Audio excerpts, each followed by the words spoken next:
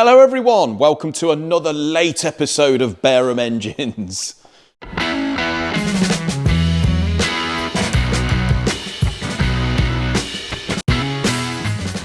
Yes guys, as you can see, I'm in non-school uniform, just been to the gym. It is Saturday early afternoon, and I'm only just recording a video for Friday. Very sorry, yet again. So all I seem to be doing is apologising lately. Right, let me just give you a little run through what is happening and the plans for the workshop in the next 2 or 3 weeks, as in work. So, first of all, this Land Rover here, this is the Ingenium, big jobby, 6-cylinder. The customer has fell on his feet there with that, really, because he said that on eBay, there is actually some brand new engines for sale for about 7,000 quid, which is about half the price that Land Rover wanted. Bear in mind, they are on back order anyway.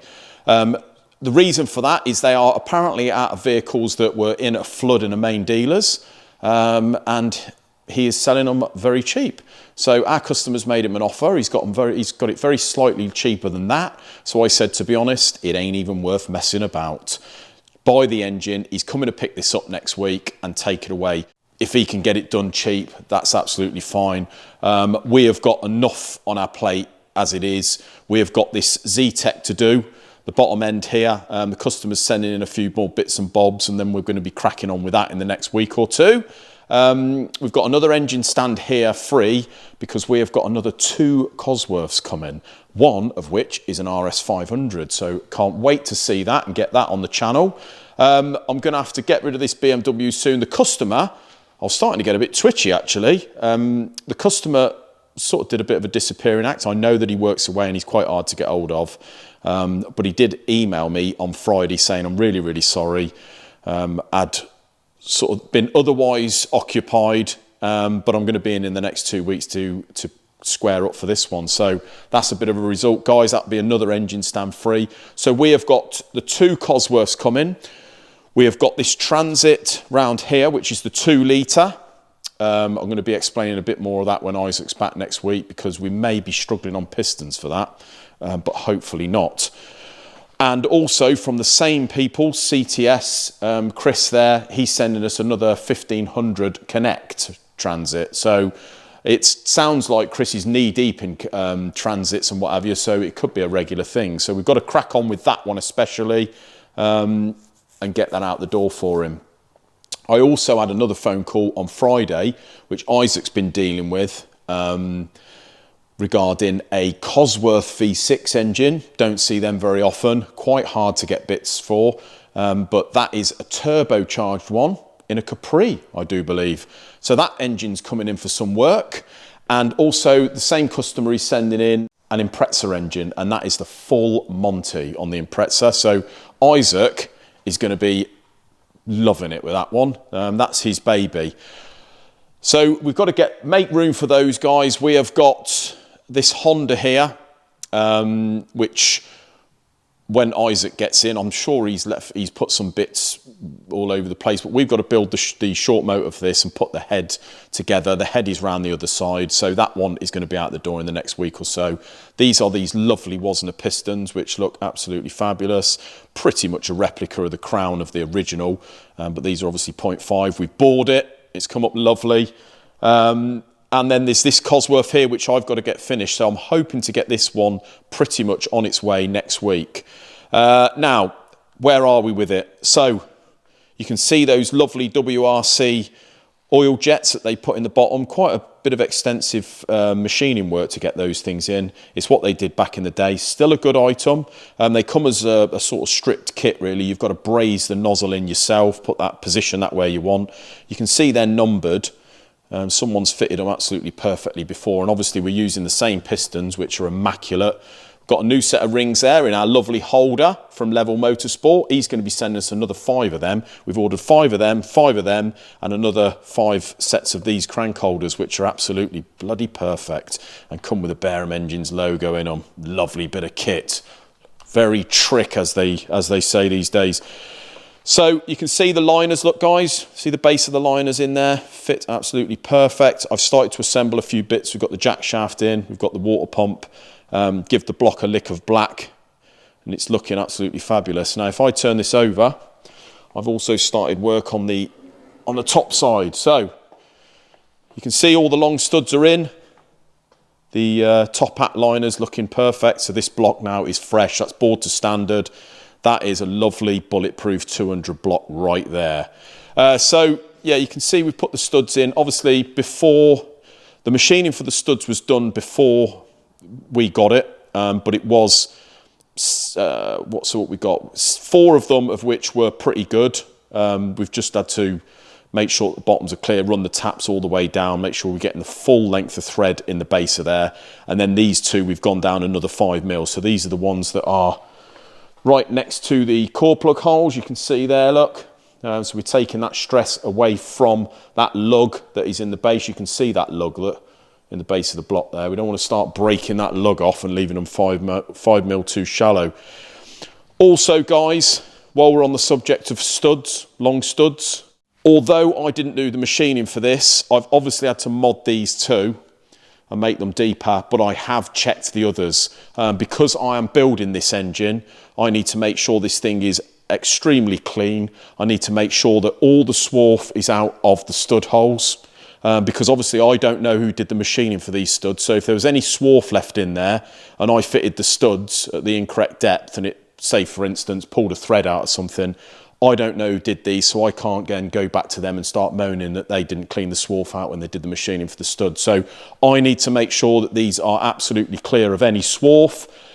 Just to note as well, if you ever do have these long studs machined by myself and you fit the studs, just to note that if you check the heights and you say that they are level, they're all level, or they were level, and it pulls a thread, if you have a look at these 2, you've got to bear in mind that these 2 here, where the core plugs are going to be 5 mil lower at the top. So if they are level with the other 4, they are not correct, ladies and gentlemen. There's more than likely something going on or stopping it from going down further. Say for instance, swarf, you know, if there's 5 or 10 mil of swarf or something in the bottom of there, that is going to probably sit the same height as the other 4, but it is not going to be correct. You're going to be sitting in about six threads there, and the chances are it could pull those threads out. Who knows? So, as I say, if you are building one of these and you've had the machining done for the studs and you're putting the studs in, just make sure that all the swarf is out. It is imperative. I mean, say for instance, if I had a cylinder head ported at CTM, something like that, and they sent it me back, I would always strip the head anyway, even if they built it up, just to check. Charlie at CTM would not mind me doing that one bit. It's not insulting to his work. It's just because I am fitting the head, and I do not want to put that head on and realise that when we fire it up, there's something wrong with the head, and then go and try and blame CTM. It would be unfair. So any building at all, you are going to have to be responsible for the cleaning of the block. So yeah, as I say, these 2 guys, they're always going to sit about 5 mil lower than the other 4, okay? So we've done that, and you can see that these studs here are designed in such a way that, or machined, so you can put these 5 or 10 mil, 5 mil lower, because obviously, look, you see there, they leave that extra bit on, which for the other 4 is absolutely fine. Acts as more of a locator for the cylinder head, but these 2 are going to be sitting down, and there's plenty of thread up the top for either way. So yeah, they're all in, absolutely hunky-dory. They've bottomed out nicely. We've torqued those up.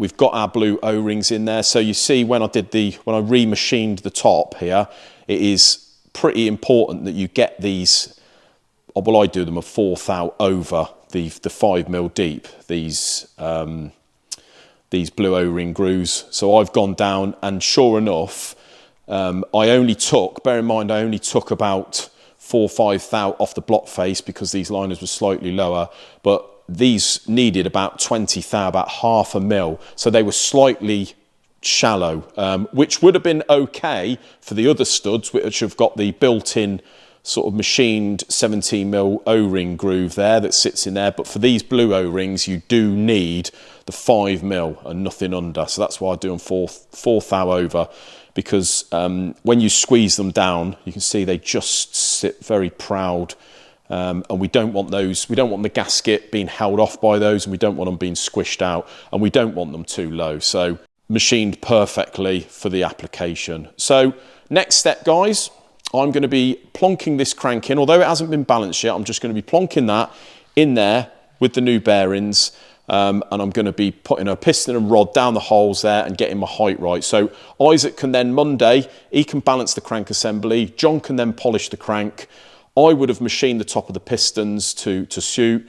I've got to balance those rods. So Monday, I want to get this, if I can, I want to get this crank in, the pistons in, the rods in, bearings in, all gauged up, all torqued up, bottom end's pretty good and pretty complete. So then I can fit the new oil pump once I've stripped it and checked it. Yeah, and get the bottom end built. All I'm waiting for now is the cams and the solid lifters. I've got the shims actually that go underneath the lifters or in between the valve and the lifters. So these shims, wherever they are, where are they? Probably. Oh, here they are. So these are the shims, look, got these from Burton. These are a 7mm internal, so these sit in between the top of the valve stem and the bucket. They can go either way. We normally put them over the bucket side, and then we can do our clearances on the bench and get the head on, get it all done, get it out the door. So yeah, they're the motors we've got going on, guys. I want to get that done within a week or so. We've got them other 2 Cosies coming. We've got the Subaru coming. We've got the V6 Cosworth coming. We've got another Transit. We've got to get that Transit on. That Perkins is pretty much done. John will be finishing that at the beginning of next week. That can go. That Perkins is nearly done. We've bored that. I've got to face it, paint the block, go through all the rest of the stuff. So hopefully in the next week or 2, guys, we can tie most of this stuff up. So yeah, all good. Just making room for the next lot of motors that are coming in. Some really interesting stuff. The RS500, can't wait to see that. But yeah, it's Saturday, guys. I'm going to go off, spend time with family. I hope you have a great weekend. Isaac's going to be back Monday, so the next video is going to be him and I again. And I'm looking forward to him coming back and getting in, and us getting in amongst some of these other motors. Oh, the Lotus as well. Got to crack on with the Lotus. Keep forgetting that oily piece of mess at the moment. So thank you very much for watching, guys. Sorry this is late. We will see you on Monday. Have a great weekend, guys. Cheers.